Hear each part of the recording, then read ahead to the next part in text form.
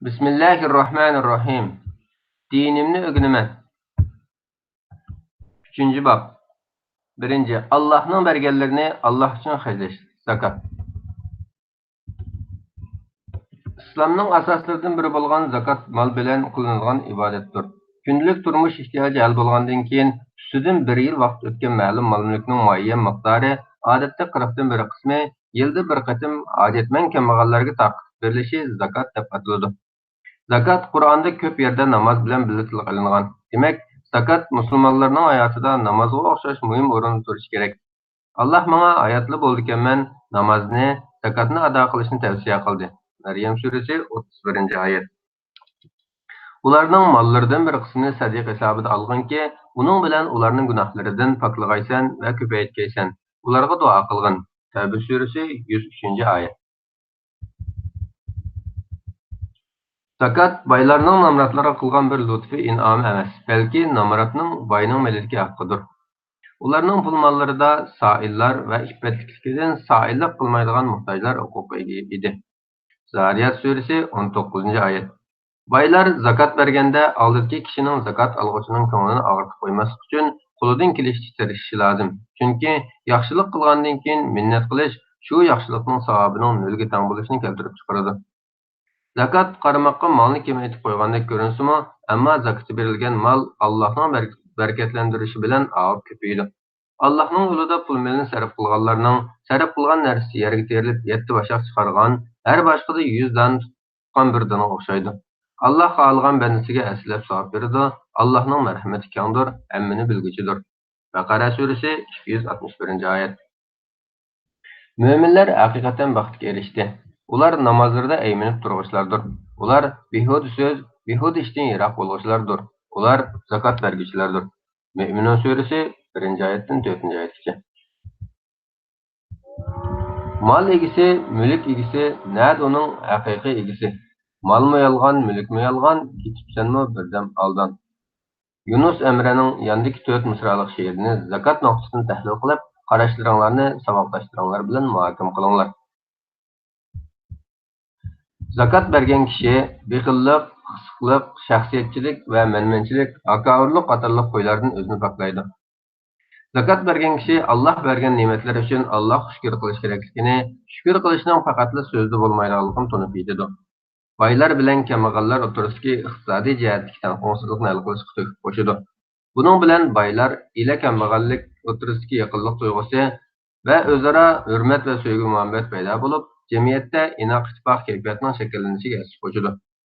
Jamiyatda tilamchilik, o'g'irlik va aldamchilik qatorliq nomussiz nachar illatlarning aziyishiga bosib bo'ladi. Zakat bergan kishi ijtimoiy mas'uliyatni tunib yetadi. Inoq ittifoq ro'y shakllanadi. Bedenining bir a'zosi og'risa, boshqa a'zolarning buni his qilganiga o'xshash, jamiyatda mavjud bo'lgan masalalarga qarata ichinish his qilib, buni hal qilish uchun bir kishilik asas qo'shadi.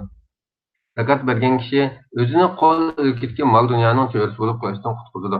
Qo'lidagi malning haqiqiy egasining Alloh ekanligini ifodalaydi. Zakat berish, boshqalar bilan birlikda foydalanish, o'zaro yordamlashish, bir inson qarinishining dardiga davo bo'lish qatorliq aqalliy insonparvarlik axloqi bilan yetishib, Peygamberimiz Muhammed sallallahu aleyhi ve sellem aytgan, berguvchi qo'l olg'uchi qo'ldan ustundir degan xushxabar bilan xushal bo'ladi. Sadiqa balo qazoni yeydi, tavba gunohni degan so'zning ma'nosini saboqlashtiringlar bilan muhokama qilinglar. 2. Muqaddas safar haj. İslamning asoslaridan biri bo'lgan haj hem mal, hem badan bilan ado qilinadigan ibodatdir. Haj yilining ma'lum vaqtida Makkadagi Ka'bani va belgilangan muqaddas yerlarni ziyorat qilishdir. Irqi, milliy, rangi, jinsi, tili, ijtimoiy o'rni va yashab marqi insonlar bir-biri bilan barobar holda yilda bir qatim bir yerga kelib yig'iladigan fursatdir. Haj safarida Makka shahridagi Ka'ba bilan birlikda Safa, Marva, Arafat, Muzdalifa va Mina qatorliq yerlar ziyorat qilinadi. Safarga chiqishga kuchi yetgan kishilarning Alloh uchun Ka'bani ziyorat qilishi ularga farz qilindi. Ali Imron surasi 97-oyat. Atrofinglardan hajga borgan bireylardan qayerlarni ziyorat qilganligini, u yerda nimalarni his qilganligini so'ranglar.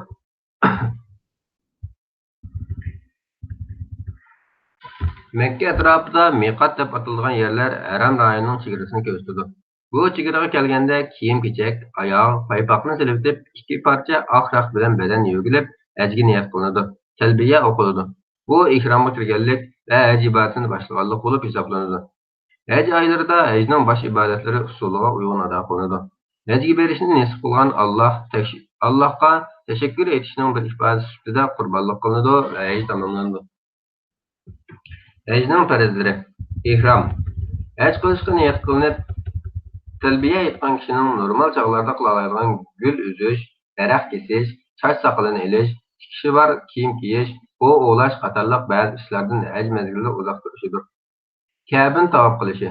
Hajarul Asvad bor bo'lgan tarafdan boshlab, Ka'baning atrofida qoida bo'yicha 7 qatim aylanishdir. Arafatda vaqtida turish. Hojilarning Makkaning sharqiy janubidagi Arafatga kelib, Qurban hayitidan bir kun avval bu yerda bir muddat turishidir. Talbiya. Men sana itoat qilaman, Allohim. Itoat qilaman. Sana itoat qilaman, ey sherik yo'q Allohim. Hamdu sana maqtash sana yolg'iz xosdir. Mendagi ne'matlarning hammasi seningdir. Hamma narsa seninki. Sening sheriking yo'qdir. Qurbonlik qilish ibodati ham shaxs hamda jamiyatga nisbatan ko'p foydali bo'lgan bir ibodatdir. Qurbonlik qilgan kishi Allohga itoat qilganligini ko'rsatadi. Jamiyatda qarindoshlik va hamkorlikni yuksaltirishga turtki qo'shadi. Hajga borgan kishi oddiy kiyim ichida boshqa hojilar bilan o'xshash sharoitda harakat qilish orqali barobarlik ongini kuchlantiradi. Hajga borgan kishi garchi bugun mansab, unvon, mol-mulk qatorliq moddiy qimmatlar bor bo'lsa-mu, ammo bularning ayat yo'q ekanligini tushunib yetadi. Adolat yangi yuksaladi. Irq, millat, rang, jins, til, yosh ayrimisining vaqtliq va muhim emas ekanligini biladi. Islom qarindoshligi munosabati bilan barliq insonlar bilan tanishib, hamkorlashishning muhimligini tushunib yetadi. Allohning huzurida insonlar qilgan ishlardan hisob beradigan mahshar kunini eslab, oxirat uchun tayyorlik qilish kerakligini so'nqir his qiladi. Sabr, toqat, chidam, g'ayrat, qiyinchiliklarni yengish, kollektiv harakat qilish, o'zaro yordamlashish, hamkorlashish qatorliq go'zal xislatlarni o'zlashtiradi. Allah bergan salomatlik, qobiliyat, mol-mulk qatorliq ne'matlarga shukr qilgan bo'ladi. Payg'ambarimiz Muhammad sallallohu alayhi vasallam va uning do'stlari yashagan yerlarni kezib ko'rib, ularni qoldirib ketgan chaqiriq texim jarangliq ovoz qo'shgan bo'ladi. Dinning shaxs bilan munosabatli tarafi bo'lish bilan birlikda jamiyatga munosabatli tarafining borligini bilib, jamiyat ishidagi huquq vazifalarini, mas'uliyatlarni ustiga oladi. So'z o'yini, tepishmoq. 5 xil meva tegmabdi bir-biriga. İkisi ko'ribdi kun, 3 ko'rmabdi kun. İkinci, Ramazan eyidan va uning barakasidan foydalanganlikning tashakkuri va Allohning bizni yaratganligiga shukr qilish maqsadida Ramazan oyida Eid namozidan ilgari berishlik sadaqa. Üçüncü, farz bo'lmagan ibodatlarning umumiy ismi. To'rtinchi, namozda davomli takrorlanadigan Allohning ulug'ligini ifodalaydigan Allohu akbar degan so'zning ismi. Beshinchi, Qur'oni Karimda ba'zi zakat bilan ma'nonash so'z tillangan Alloh yo'lidagi har xil pul-mol sarf qilinishini ifodalaydigan kalima. Altıncı, namazning bir qiyam, bir ruku va ikki sajdani o'z ichiga olgan qismi. Yettinchi, Payg'ambarimiz barakatli kelgan aytgan subhdan ilgari yeyiladigan tomoq. Sakkizinchi, juma namozining shartlaridan biri bo'lgan chuqum Alloh hamd sano aytish bilan boshlanadigan xushxabar va ogohlantirish ma'nosidagi jumlalar ishlatiladigan mo'minlarga qatnashgan bayonot. To'qqizinchi, suv topolmaganda yoki suv ishlatilmaydigan bo'lib qolganda tahorat va g'uslning o'rnida qo'lini to'pig'iga tekkizib, yuzi va bilaklarni siylash orqali qilinadigan simo xarakterlik tozaliq. 10. Tang kechada uyqudan uyg'onib o'qiydigan 2, 4 yoki 8 rakatlik namoz. 11. Tan namozi o'qilib bo'lgandan keyin bomdod namozi vaqtigacha o'qilib bo'ladigan 3-rakatda qunut duosi o'qilgan 2 rakatlik namoz. 12. Tan namozi bilan vitr namozining o'rtasida o'qiladigan Ramazon xos bo'lgan namoz. 13. Ramazon oyida Qur'on nozil bo'lishga boshlangan ming oydinli va xayrli fazilatli bo'lgan kecha. 14. Farz namozlarning vaqtining kirganligini mo'minlarga bildirish uchun bomdod, peshin, asr, sham, xuftan vaqtlarida kunda 5 qatim takrorlanadigan alohida so'zlar namozga chaqirish so'zi. 15. Allohning rozisiga erishish maqsadida o'zining mol-mulkini xolis xajlash, hojatmandlarga yordam qilish, zakatni, fitr sadiqasini va xolisona qilingan har xil xayrni o'z ichiga olgan tuxum. 16. Fərz namazlarda əzan arqılıq namaz vaxtının kirganligi uqtirilgandan keyin fərz namazlarni o'qish uchun o'rnidan turganligini xabar qilib o'qiladigan qad qomat salah namoz boshlandi jumlasidan qo'shilishidan sirt so'zlari azannikidan o'xshash bo'lgan chaqiriq. 17. Bir kun bor bilimiz, bek suyimiz hammamiz, gümbür gümbür keladi arpisidan bilimiz. 18. Namozni hammaylar birlikda bir imomga iqtido qilib o'qigan musulmonlarning yig'ilgan ko'p kishi. 5.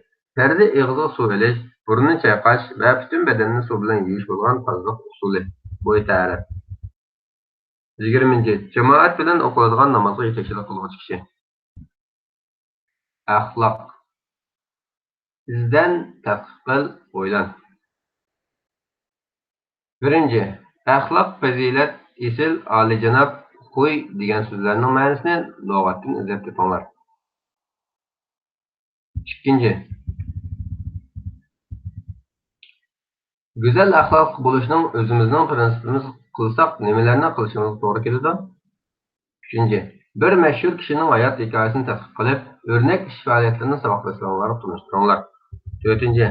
Sizlarga yaraydigan eng go'zal axloqiy erkak-sherkatlarni o'ylab, buning sizlarga yetkazadigan foydasini aytib topinglar. 5. O'ziga va oilasiga qarata axloqiy mas'uliyatni bildigan bir musulmon nimalarni qiladi? 6. Peygamberimiz Muhammed sallallahu aleyhi ve sellem'nin barliq bolalar musulmon dunyoga keladi. Muslim keladi degan so'zdan nimalarni tushundinglar? 7.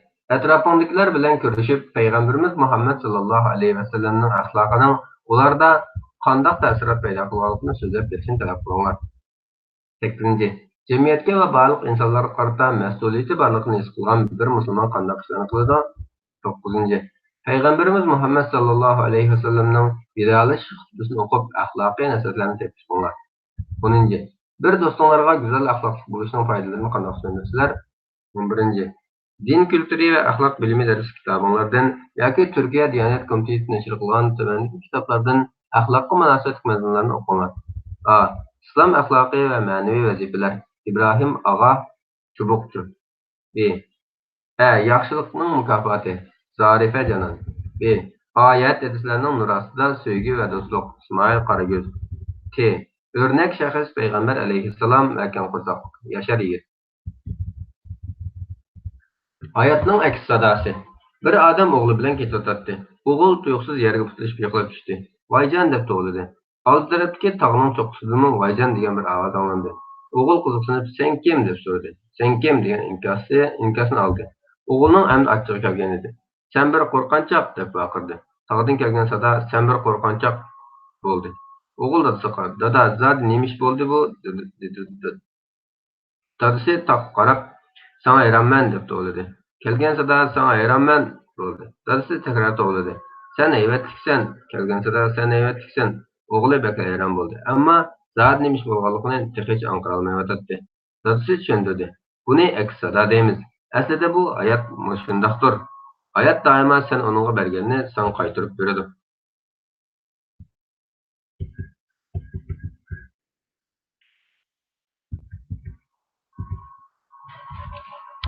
İnsanlar bir-birining aynikidir. Hayotimizni va munosabat usulimizni belgilagan narsa bir-birimizga bo'lgan muomalamizdir. Bizga qanday muomala qilinishni orzu qilsak, bizmi boshqalarga shunday muomala qilishimiz kerak. Sevgi, muhabbat tamoq qilsak, muhabbat bilan, shafqat talab qilsak, shafqat bilan, hurmat kutsak, hurmat bilan, qanday muomala uchrashni xohlasak, shuni qilishimiz kerak.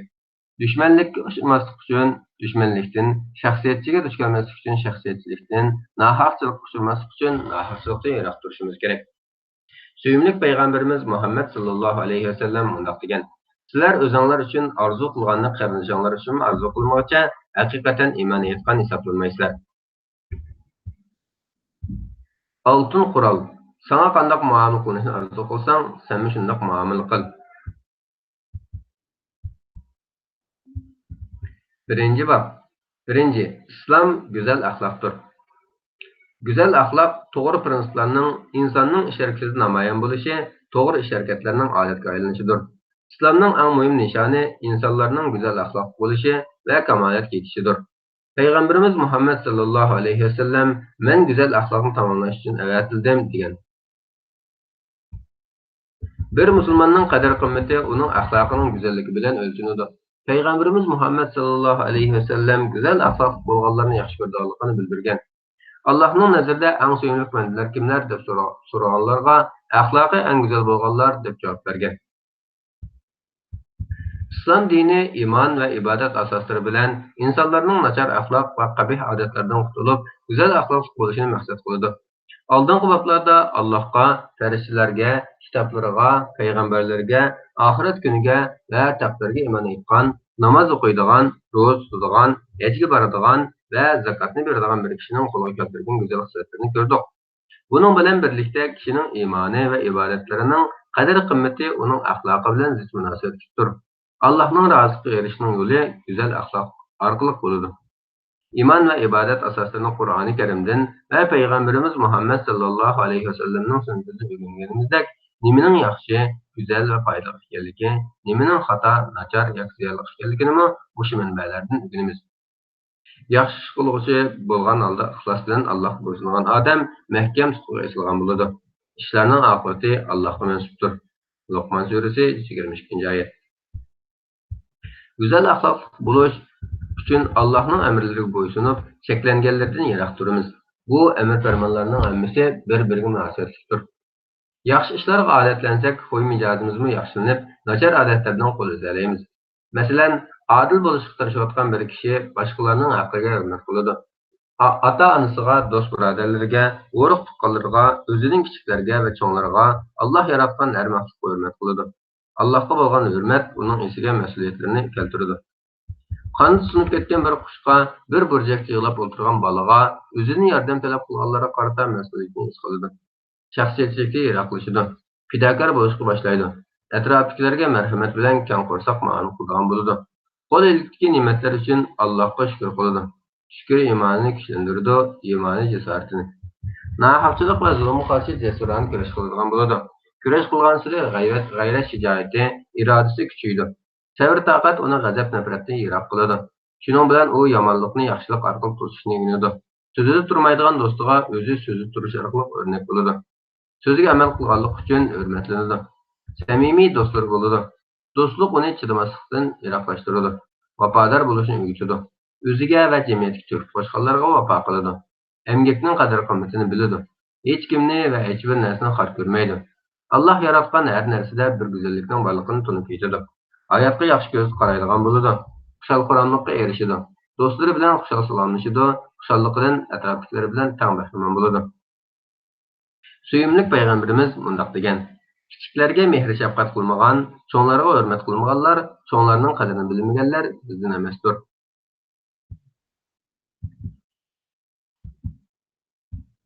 Ikkinchi, axloqning manbasi suyumlik Peygamberimiz Muhammed sallallahu aleyhi ve sellem.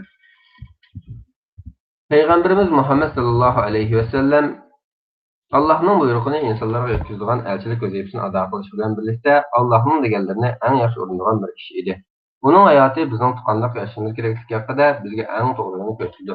Bizning hozirgi sharoitimizning qanday bo'lishidan qat'iy nazar payg'ambarimizning hayotidan o'rnak olib, biz hayotimizni payg'ambarimizning yetakchiligida shakllantira olamiz. Sizlarga Allohni, oxirat kunini umid qilgan va Allohni ko'p yod etganlarga Rasululloh albatta eng yaxshi ulgudir. Ahzob surasi 21-oyat. U qaysi ahvolda qanday ish qilgan edi, uning hayotini bilgan sari sizlarga qanday yo'l ko'rsatganligini bayqaysizlar. O'zinglarning hayotinglarda uchragan ahvollarda payg'ambarimiz Muhammad sallallohu alayhi vasallamning sizlarga qanday yetakchilik qilganligiga doir bir qancha misol tuvandikicha. Boy bo'lgan chog'ingda payg'ambarimizning tijorat qilganligini, karvonlarni akirib yo'lga solib turgan chog'lardagi mardlikni o'yla. Kambag'al, nomrod bo'lgan chog'ingda payg'ambarimizning vatanini va barliq mol-mulkini tashlab Makkadan Madinaga hijrat qilgan chog'dagi sabr taqatni o'yla. Sinf boshlig'i bo'lgan chog'ingda payg'ambarimizning zamonida shu chog'dagi kattalar uning itoat qilgan chog'da payg'ambarimizning ularga qanday adil muomala qilganligini o'yla. O'zingni ojiz va yetim his qilgan chog'ingda Peygamberimizning Mekke'de beşiğe gelgen kısmetlerini, kıyınçılık ve eziyetlerini göz aldığını keltir. Bir işte galiba kılgan çağında Peygamberimiz Bedir, Hunayn ve Mekke'de düşmanga galip gelgen küllerge qarab, onun iş hareketinden sabak al. Mağlup bulgan çağında Peygamberimizning Uhud urushida şehit bulgan, yaralangan sahabelerinin artıcı köngülleri maldı ketayotganligini, lekin yana ümitsiz bo'lmaganligini o'yla. Biriga bir narsa o'rgatayotgan bo'lsang, payg'ambarimizning sahobalarga qanday muallimlik qilganligini o'yla. Bireylardan bir narsa o'rganayotgan bo'lsang, payg'ambarimizning Jibril alayhissalomning oldida qanday yukinib o'tirib ilohiy bilimlarni o'rgatganligini o'yla. Sana hech qanday yordam qiluvchi bo'lmagan ahvolda adolatni amalga oshirmoqchi, yaxshi ishni almashtirmoqchi bo'lsang, Makkadagi ojiz ahvolga qaramasdan payg'ambarimizning Makkada haqiqat va adolatni ochiq oshkora o'tirib turganligini o'yla.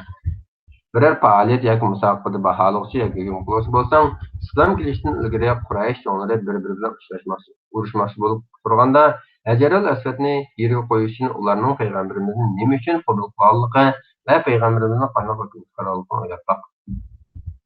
Savoqdoshlaringlar bilan bir musulmonning o'ziga va oilasiga qarata qanday mas'uliyati borligini o'ylanglar. Mushu mazmunni tushunayotgan asosda har bir o'quvchi ilm-fan tartibi bo'yicha shu harf bilan boshlangan bir jumla so'z so'zlasin. Masalan, A.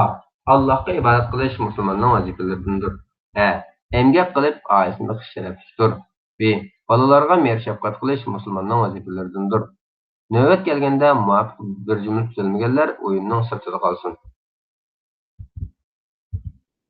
İkinci bab. O'zimiz va oilamizga qarata mas'uliyatimiz. Allohning har narsani hamisha ko'rib turayotganligi, bilib turayotganligi, oshkora va yo'shur ne'matidan xabardor ekanligiga ishonadigan bizlar gap so'z sharikimizni buning qarab tuzaymiz. Bu e'tiqod insonni o'zining sharikisining oxiratiga mas'ul bo'lishga, vazifasini joyida o'rinlashga undaydi. Bu mas'uliyatchanlik deb ataladi. Alloh oldida, boshqa insonlar oldida hamda butkul maxluqotlar oldida mas'uliyatimiz bo'lganidek, o'zimiz va oilamizga qarata ham mas'uliyatimiz bordir. İnsan boshqalar oldidagi mas'uliyatni ado qila olish uchun oldi bilan o'ziga qarata bo'lgan mas'uliyatini ado qilish kerak. Parvardigoring faqat uning o'ziga ibodat qilishinglarni va ota-onanglarga yaxshilik qilishinglarni tavsiya qildi. Ularning biri yoki ikkilisi sening qo'l ostingda bo'lib, yashinib qolsa, ularga o'hoy demagin, qo'dirmagin, ularni dushkanlamagin, ularga hurmat bilan yumshoq so'z qilgin, ularga kamoliy mehribonlikdan nihoyat kamtar muomala bo'lgin va ey Parvardigorim, ular meni kichikligimda tarbiyalaganidek ularga marhamat qilgin degan. Shura surasi 23-24 oyat. Allah seni buyurgandek to'g'ri yo'lda bo'lgan. Hud surasi 112 oyat. O'zinglarni halokatga tashlamanglar. Baqara surasi 195 oyat.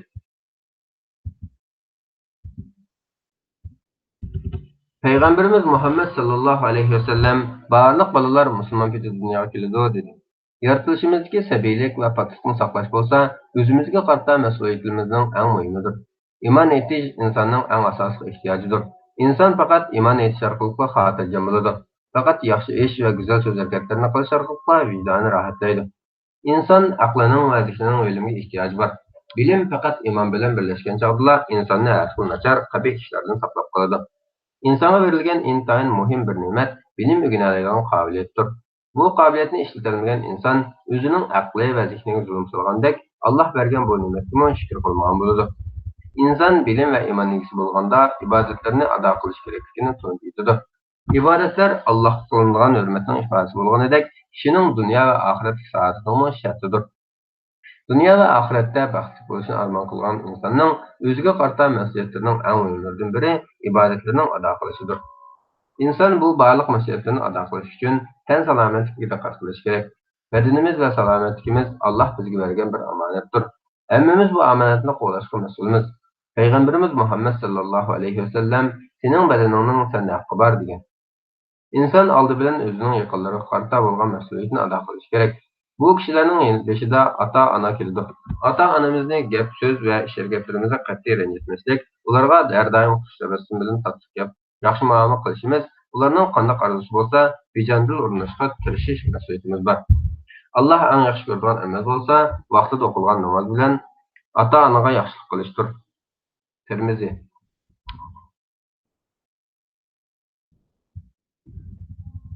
O'ziga va oilasiga qarata axloqiy mas'uliyatni tunib etgan bir musulmon qilgan ishini eng yaxshi shaklda qilishga tirishadi, chunki Allohga va o'zining vijdoniga hisob berganligini o'ylaydi. O'ziga va oilasiga qarata axloqiy mas'uliyatni tunib etgan bir musulmon o'ziga o'rgatilganini eng yaxshi o'rganishga tirishadi, bilimini oshirish uchun g'ayrat qiladi. Faqat boshqalarga qarata emas, balki o'ziga qarata ham durustdir. Rizqi mo'l, tangri bo'lgan da şükür qiladi, yo'qsul kambag'al bo'lib qolganda umr sinib ketmaydi. Har ishda o'ziga bir yaxshilik, go'zallikning borligini biladi. O'ziga va oilasiga qarata axloqiy mas'uliyatni tunib ketgan bir musulmon kuchi yetmaydigan ishga mas'ul emasligini biladi. Mas'ul bo'lgan ishlarni joyida ado qila olmasi mumkin deb andish qilmaydi. Chunki Alloh insonni faqat kuchi yetadigan ish qiladi. Yaxshi yomon barliq ishlardan hisob berganligini biladi va oila ishidagi mas'uliyatni boshqalarga ortib qo'ymaydi. Shaxsiyatchilikdan uzoqlashadi. Oila a'zolari qarata sevgi, muhabbat va yaqinlik kuchaydi. Buning munosabatlarga ijobiy turtki qo'shganligini biladi. Payg'ambarimiz Muhammad sallallohu alayhi vasallamning hayotini o'rnak qiladi. Oilasi va urug' tuqqanlari bilan bo'lgan munosabatni payg'ambarimizning ish harakatidan o'rganganlari bo'yicha yaxshilaydi. Qiyinchiliklar oldida ojizlik qilmaydi, yengishga tirishadi. Jahil nodonlarcha qilingan harakatning jasorat emasligi, balki qarqo'rsoqlik va o'zini o'zi bilmaslik kelganini biladi. Har zaman to'g'ri ish qilishga tirishadi. O'zingizning ko'nglingizdagidek bir kasbga ish qo'llashganligingizni tasavvur qiling. Doktor, buxgalter, muallim, diniy zot, imom, uquvchi, binokor, oshpaz va kazalar. Xizmatingizni qilganda nimalarga diqqat qilishingiz kerakligini so'zlab beraman. Tuvandagi ahvollarni muhokama qilinglar. Badanimizdagi organlarning vazifasini o'ylab boqaylik. Organlarimizning biri vazifasini ado qilmasa, qaror kelmasa, badanimizda qanday o'zgarishlar bo'ladi? Oila a'zolarining qanday mas'uliyati bor? Ado qilimiz qanday bo'ladi?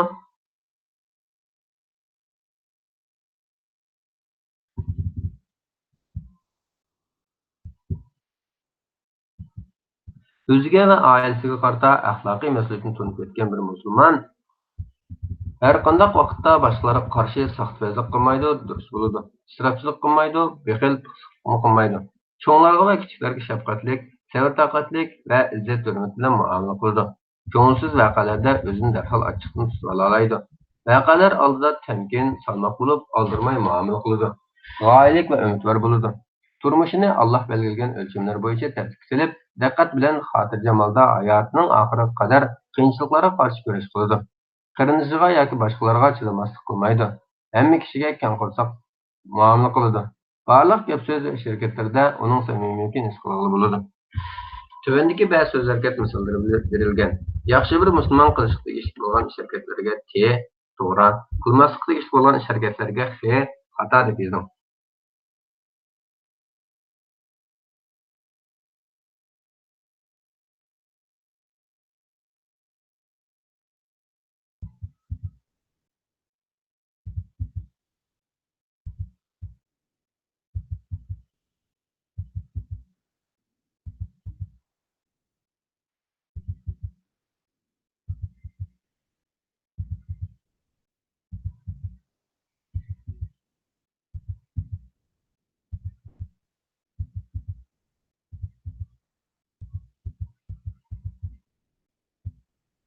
Uchinchi bob. Atrofimizdagilar va butkul insoniyatga qarata mas'uliyatimiz. Islom axloqi har insonning aqalliy huquqlariga hurmat qilishni talab qiladi. Har qanday bir insonning yashash, halol yo'ldan pul topib boy bo'lish, kishilik izzatining hurmatlanish, boshqa insonlar bilan barobar muomalaga uchrash, shaxsiy turmushiga boshqalarning aralashmasligi, yemak-ichmak, turalg'u uy qatorliq zarur ehtiyojlarning aniqlanishi qatorliq haqqi bor.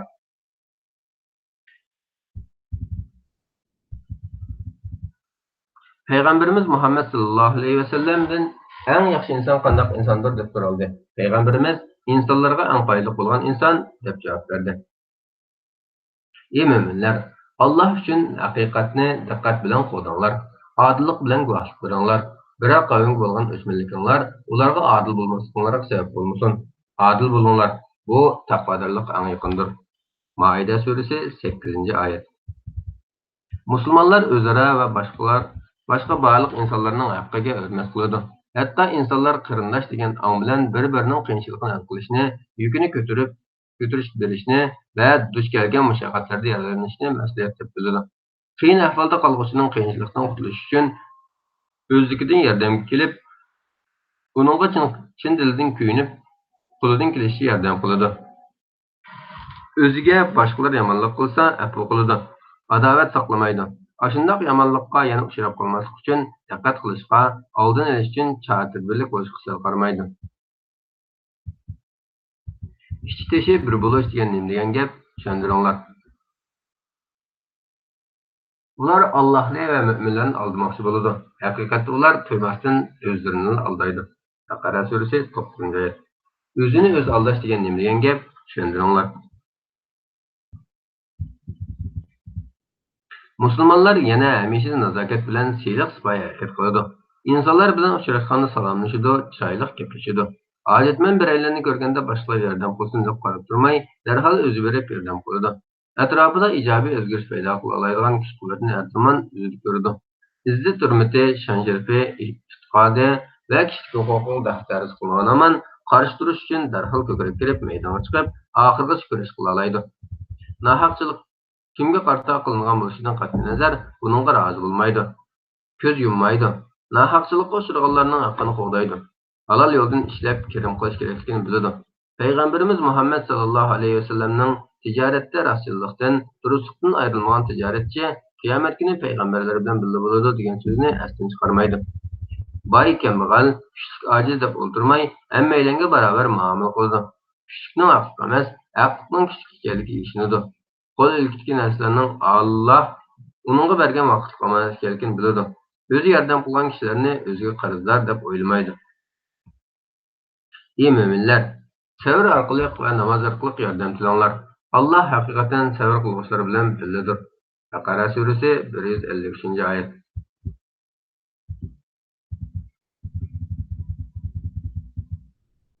Atrofidagilar va butkul insoniyatga qarata mas'uliyatni tunib yetgan bir musulmon faqat o'zi uchun yashamaydiganligini biladi. Dunyodagi barliq insonlar uchun qo'lidan kelishi yaxshilik qiladi. Do'stlikqa ahamiyat beradi, al-og'aynlarga vafo qiladi. O'ziga bir sir aytilsa, sirni saqlaydi. Boshqalarning shaxsiy turmushiga hurmat qiladi, chatga bo'lmaydi. Atrofdagilar va butkul insoniyatga qarata mas'uliyatni tunib yetgan bir musulmon boshqalarning kendida yomonligini qilmaydi, nachar gumon qilmaydi. Boshqalarni tanlıq qilmaydi, qarshi tarafdagi kishining o'ziga o'xshash bir inson ekanligini bilib harakat qiladi. G'azablangan chig'ida achchig'iga oy beralaydi, o'zini kontrol qila oladi. Keyin pushaymon qo'yadigan ishni qilmaslikka tirishadi. Cho'ng kichik deb ayirib o'ltirmay, hamma kishiga hurmat bilan muomala qiladi. Zakat, fitr sadiqasi qatorliq moddiy mas'uliyatlarni ado qilib qolmasdan, kulimsirashning bir tariqa yordamlashish, keng bahramand bo'lish kerakligini biladi. Ey mo'minlar, o'z uyinglardan boshqalarning uylariga kirishda ijozat so'ramaguncha va uy egasiga salom bermoqchi kirmanglar. Vaz nasihat edishinglar, ya'ni bu go'zal axloq adabga amal qilishinglar uchun bu, ya'ni ijozat so'rab va salom berib kirish ustun kirishdan sizlarga yaxshidir. Nur surasi 27-oyat. Kishilarni ayblovchi suxanchiga voy. U mol to'pladi va uni yaxshilik yo'lida sarf qilmay, yaxshilik saqlash uchun to'xtamay sanadi. Humaza surasi 1-2-oyatlar. Atrofdagilar va butkul insoniyatga qarata mas'uliyatni tunib ketgan bir musulmon haqiqiy yordamlashishning faqatla yaxshi ishlarda yordamlash kerakligini biladi. Xato, nachar ish qiluvchilarga bo'lsa, ularni yomon ishdan to'sish shaklida yordam qiladi. O'zidan yordam so'raganlarga qarata yordam tilaguvchiga hargiz qo'pollik qilma, oyati bo'yicha qattiq muomala qilmaydi. Berish bilan o'zida bir narsaning kamroq bo'lmaydiganligini biladi. Egallashilgan mulklardan boshqalar bilan ta'minlash bo'ladi. U mol-mulkning texnik bo'lganligiga ishonadi. Biraylarga yordam qilmoqchi bo'lganda Rabbining yaxshi ko'rgan narsalarini Alloh yo'lida sarf qilmoqcha yaxshilikka erisholmaysizlar. Nimani sarf qilmanglar, Alloh hamon bilib turadi deganligini esga oladi. O'zi yaratmaydigan yoki tashlatmoqchi bo'lgan narsalarni emas, o'zi amroq va chiroyli narsalardan biridir. Yordam qilsa, xushro'y bilan kulib turib qoladi. O'dirab minnat qilmaydi. Yordamni boshqalarga ko'rsatish uchun qilmaydi. Shunday qildiki, o'ng qo'lida berganni so'l qo'li to'ymaydi. Qo'l ostidagi kishilar va xizmatdoshlariga insof, marhamat bilan muomala qiladi. Hech qanday kishiga adolatsizlik, nohaqchilik qilib solmaslik uchun alohida diqqat qiladi. Tarafbozlik, guruhbozlik qilmaydi. Nohaq ish qiluvchi eng yaqini bo'lgan taqdirdami, haq tarafda turib, nohaqchilikqa qat'iy qarshi turadi. Ey mo'minlar, bir-biringlarning mollarini o'g'irlik, xiyonat qilish, bulash, jazonixo'rlik, qimor o'ynash qatorliq nohaq yo'l bilan yig'ilmanglar. Ikki taraf rozi bo'lishgan savdo-sotiq orqali erishilgan narsa buningdan mustasno. Sizlar o'zinglarni, ya'ni bir-biringlarni o'ldirmanglar. Alloh haqiqatan sizlarga nihoyat mehribondir. Nisa surasi 29-oyat. Parvardigorimiz Allohdir degan, ondan to'g'ri yo'lda bo'lganlarga shubhisizki, kelgusidan g'am qilish, ketganga qayg'urish yo'qdir. Ana shular ahli jannatdir. Ular jannatda mangu qoladi. Bu ularning qilgan yaxshi amallarining mukofoti uchundir. Ahqaf suresi 13-14 ayetler.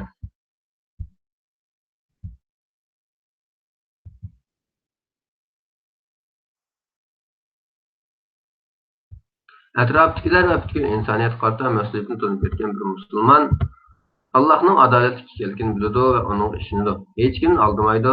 Payg'ambarimiz Muhammad sallallohu alayhi vasallam aldug'uchi, ziyon solg'uchi yoki soxtabozlik qiluvchi ilgar bizdan emasdir degan. Qilgan so'ziga amal qiladi, aslo yolg'on gap qilmaydi. Qo'shnisi och holda tursa, o'zi to'q qilmaydi. Kasallarni qo'riqlaydi. Yetimlarni qo'g'dab, ularning holidan xabar oladi. Baholash savollari. Birinchi, mas'uliyatni hamma kishi bosqichga ittirib qo'yilgan biror voqeani ko'rdinglarmi? Qanday masalalar o'tirib chiqdi? İkinci, ətrafınlarda mening nima ko'rim, boshqalar qilsin demay, shaxsiy va ijtimoiy mas'uliyatini ado qilgan kishilar bormi? Bunday kishilarning jamiyatga qo'shgan to'hfasini saboqlashtiringlar bilan muhokama qilinglar. Xohlagan bir kishiga chaqiriq. Hikoyamiz hamma kishi, bir-biri, xohlagan bir kishi va hech kim ismli 4 kishi haqida. Qilishga tegishli bir muhim ish bor edi. Hamma kishi bir-birining bu ishni qilganligiga ishonadi. Gerçi ishni xohlagan bir kishi qilsin bo'laveradi. Ammo hech kim qilmadi. Bir-birining buning qattiq achchig'i keldi. Chunki ish hamma kishining ishi edi. Hamma kishi xohlagan bir kishining bu ishni qila oladiganligini o'ylab ko'radi. Ammo hech kim bu ishni hamma kishining qilmaydiganligini xayoliga keltirmagan edi. Oxirida xohlagan bir kishi qila oladigan bu ishni hech kim qilmaganligi uchun hamma kishi bir-birini ayblashdi. Hazrat Ömerning adolati. Hazrat Ömer xalifa bo'lgan mezgillarda bir oqshom xizmat qilyotdi. Bu asnoda bir mehmon keldi. O'ltirib paranglashishga boshladi. Hazrat Ömer darhol o'rnidan turib, yenib turgan shamni o'chirib o'tib, boshqa bir shamni yondirdi. Mehmon Hazrat Ömerga yaralliq bilan qarab turardi. Nimishqa bunday qildiganligini tushunolmay so'radi. "Avmi sham, ma'mi sham, ikkisi o'xshash o'yinni o'tidi. Nimishqa birini o'chirib yana birini yoqsiz?" Hazrat Ömer bunday deb javob berdi. "Men o'chirayotgan sham xalqning puliga ilingan. Shaxsiy ish qilganda, do'stlarim bilan paranglashib o'tirganda uni ishlatishga haqqim yo'q. So'ng o shamni o'chirtib, o'zimning pulim bilan olgan shamni yoqdim." Birinchi, tekstning mazmuniga qaraganda adolatsizlik deb nimani deyish kerak? Ikkinchi, kichikgina bir ishning adolatsizlik sabab bo'lganligiga doir voqealarni uchratdinglarmi? Savoqlashlar aro muhokama qilinglar. Tekst mazmuniga asosan adolat tadbir topinglar. O'zaro yordamlashish insonlar orasidagi ijtimoiy munosabatlarga qanday ta'sir ko'rsatadi? Muzokara qilinglar. Atrofimizdagi kishilarni yordamparvar bo'lishga tashviq qilish uchun nimalarni qila olamiz? Savoqlashlarga muzokara qilinglar.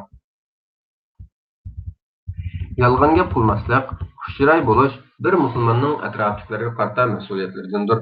Sizlar musulmonlarning atrofdagilarga qarata mas'uliyatlaridan 5 ni yechib topinglar. Musulmon musulmonning qarindoshidir. Buningga xoinlik qilmaydi, yoralamaydi va kamsitmaydi. Peygamberimiz Muhammed sallallahu aleyhi ve sellem'nin bizge öğretkenlerinden kimki bir qarindishining ehtiyojini hal qilsa, Allohmi uning ehtiyojini hal qiladi. Kimki bir musulmonni qiyinchilikdan qutqizsa, Allohmi uning qiyomat kunining qiyinchiligidan qutqizadi. Kim bir musulmonga kiyim kiygizsa, Allohmi uni qiyomat kuni kiyindiradi. Mo'min insonlar bilan chiqisha oladigan va insonlar ham uning bilan chiqisha oladigan kishidir. O'zi yaqinlashmaydigan va uningga yaqinlashqilin bo'lmaydigan insonda xayr yo'qdir. Hamma kishining yordam qilolg'ida kuchi bor. Maktabning tomlarida, lozunka vesklarda bo'sh yer qolmagan edi. İctimai Farovonlik yordam fondi jamiyati sho'g'isi o'tgan hafta qo'shni shaharda yuz bergan yer tavrash ofisiz yangilanishlarga diqqat tortish uchun maktabning ichida hamma yerga e'lonlarni chopib o'tgan edi. O'quvchilar bu qatimki ofatda uylari yiqilgan, yaqinlari o'lib ketgan, yaralangan, och, suvsiz qolgan insonlarga yordam qilish uchun tirishyotdi. Pat-pat hamma kishining yordam qilolg'ida kuchi bor degan shular anglab turardi. Husayn bu so'zning to'g'ri emasligini o'ylab turardi. Uning qarashicha, muhtojlarga yordam qilish uchun boy bo'lish kerak edi. Dadasi vafot bo'lgandan keyin oilasining iqtisodiy ahvoli qiyinchilikda qolgan Husaynning yordam to'plash faoliyatida iyona qo'llik kuchi yo'q edi. Faoliyat 3 kun davomlashdi. Oxiri to'plangan ashyolarni yuk mashinaga qo'yish uchun tayyorlayotdi. Husayn tartibli holda qo'lidagi xaltani ko'tarib yuk mashinasiga yana keldi. Maktab darvozasida Osmon uchirdi. Osmon Husaynning saboqdoshi edi.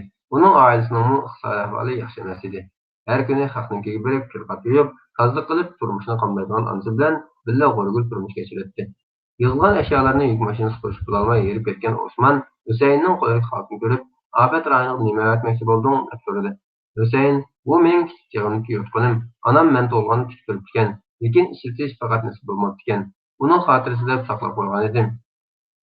Afet rayonida chadırlarda qolgan bolalar kim biladi, balkim ushib qolgandi. Shundoq emasmi, Osman? Endi bu yoqqan buning ehtiyoji bor biraylarni isitsin. Aslida u yerga meninkidek tayin yo'q narsalar emas, balki cho'ngroq yordam kelsa yaxshi bo'ladi dedi. Osman do'stim mundoq dedi. Men uni hargiz tayin yo'q deb qaramayman. Yordamning cho'ng kichigi yo'q.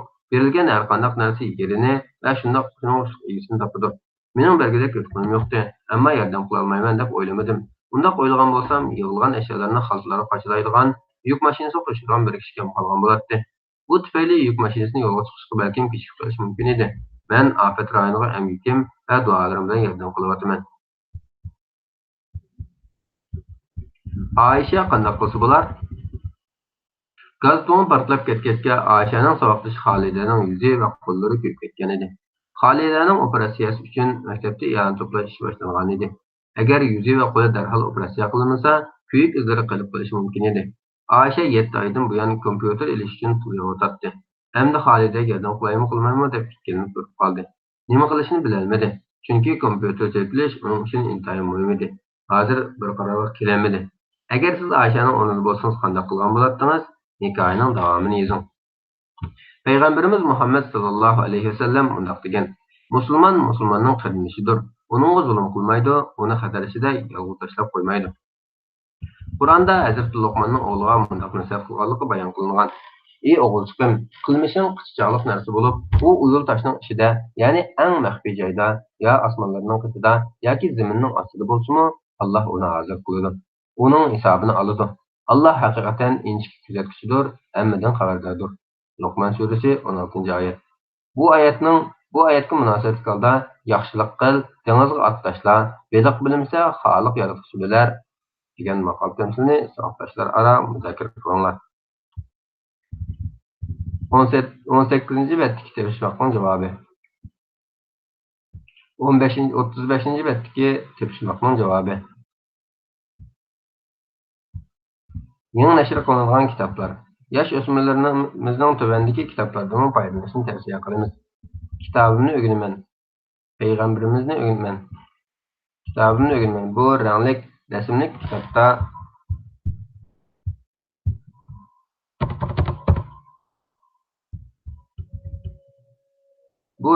rasmli kitobda muqaddas kitobimiz Qur'oni Karimdagi ba'zi mazmunlar bolalar tilida ta'sirli va qiziqarli tunishtirilgan. Payg'ambarimni o'g'inaman. Bu rasmli rangli kitobda payg'ambarimizning hayoti bolalar tilida tushunishlik, ta'sirli va ixcham bayon qilingan.